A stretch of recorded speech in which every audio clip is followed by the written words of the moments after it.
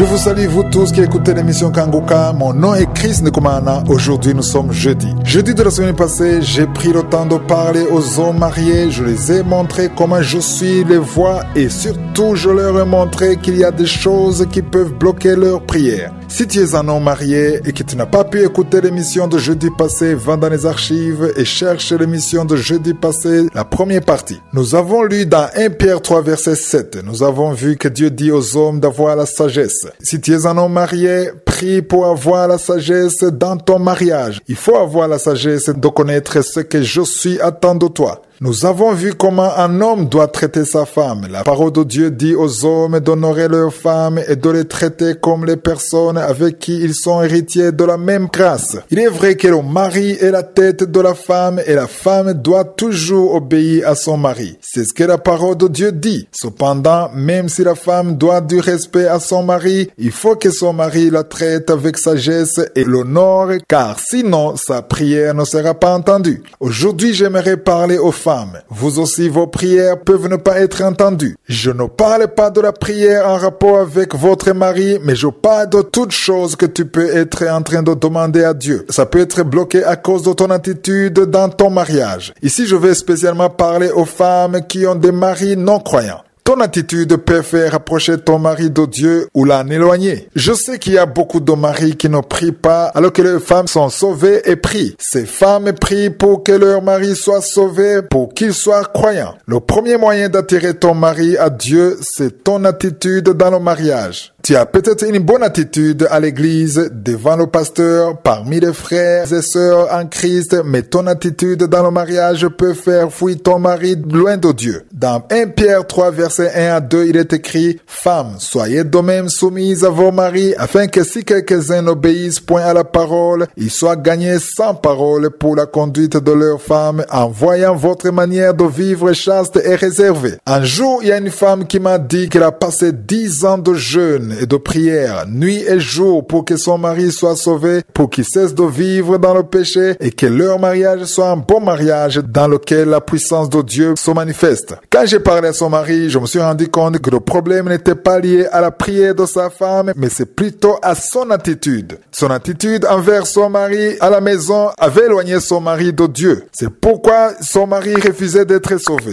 C'est son mari qui me l'a dit lui-même. Il m'a dit que l'attitude de sa femme l'éloignait de Dieu, car à l'église, elle vivait très bien avec les frères et sœurs en Christ. Elle vivait une bonne attitude avec les gens de l'église. Tout le monde l'appréciait en disant qu'elle était spirituelle, mais arrivée à la maison, elle devenait une toute autre personne. Elle se révoltait contre son mari et lui parlait mal, et le blessait dans ses mots et ne le respectait pas. Cela faisait que son mari s'est éloigné de la parole de Dieu et du salut. Ton attitude peut ouvrir des portes et Jésus peut se manifester à travers elle. Ici, je suis en train de parler de l'attitude à la maison, pas à l'extérieur, car souvent à l'extérieur tout va bien. Ton attitude dans le mariage peut faire en sorte que Jésus visite ton mari. C'est à toi de changer pour que ta prière ne soit pas bloquée, mais qu'à travers ton attitude, Jésus soit manifesté d'une manière spéciale.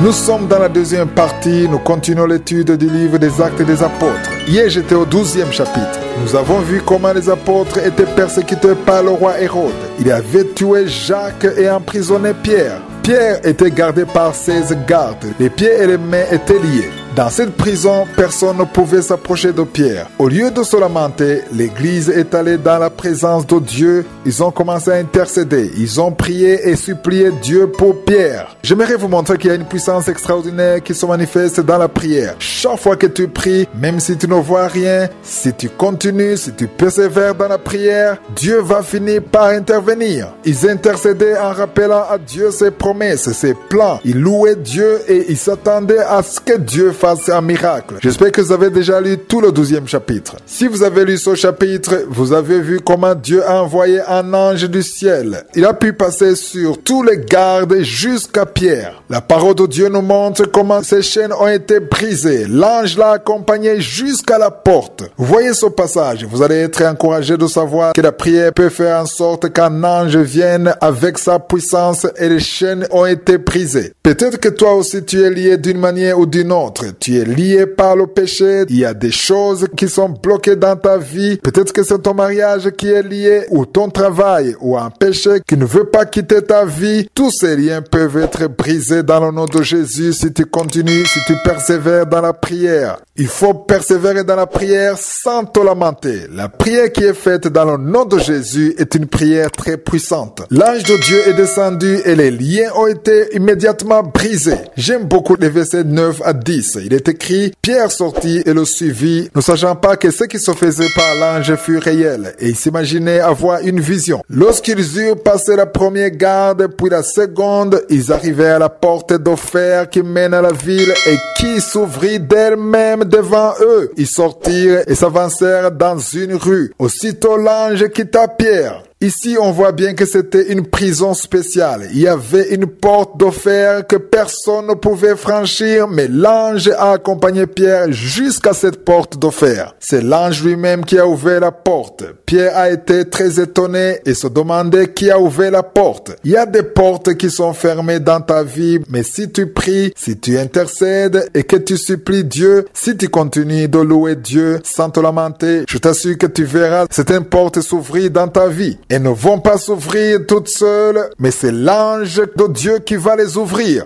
Pour ceux qui ne connaissent pas mon témoignage, je vous ai raconté comment beaucoup de choses étaient bloquées dans ma vie. Je ne pouvais pas payer mon loyer, du coup je dormais au bureau. Je dormais par terre. Un jour, j'étais dans la louange et l'adoration. J'avais décidé de ne plus me lamenter. Et après quelques temps, j'ai vu un ange de Dieu dans une vision. Il est venu et a pénétré dans ma chambre. Et j'ai senti une puissance de Dieu même physiquement. J'ai entendu une voix qui me disait qu'un ange puissant avait été envoyé dans ma vie et qu'il allait me faire sortir de là. Ainsi, les portes ont commencé à s'ouvrir dans ma vie. J'ai eu à nouveau un domicile et j'ai pu à nouveau servir Dieu d'une manière spéciale.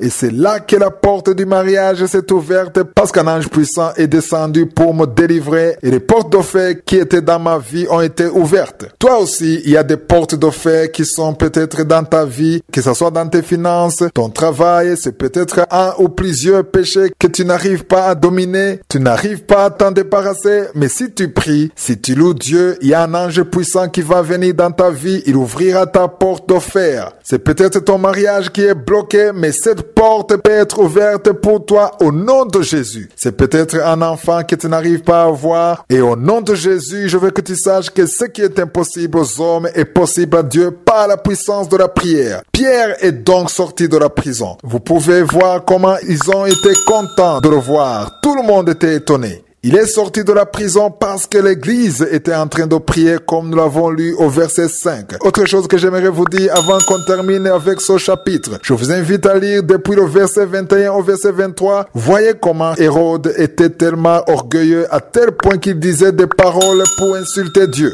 Même les gens ont commencé à le voir comme un Dieu. Le verset 22 dit, le peuple s'écria, voix d'un Dieu et non d'un homme. En d'autres mots, il était désormais considéré comme un Dieu à cause de son arrogance et de sa façon de se moquer de l'Église. Au verset 23, il est écrit, au même instant, un ange du Seigneur le frappa parce qu'il n'avait pas donné gloire à Dieu. Et il expira rongé de vers. Ce n'est pas une parabole, ce sont des choses qui se sont réellement passées. Je vais vous poser une question. Pourquoi est-ce que l'ange l'a frappé?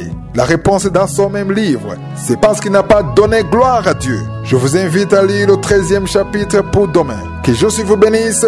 Passez une bonne journée.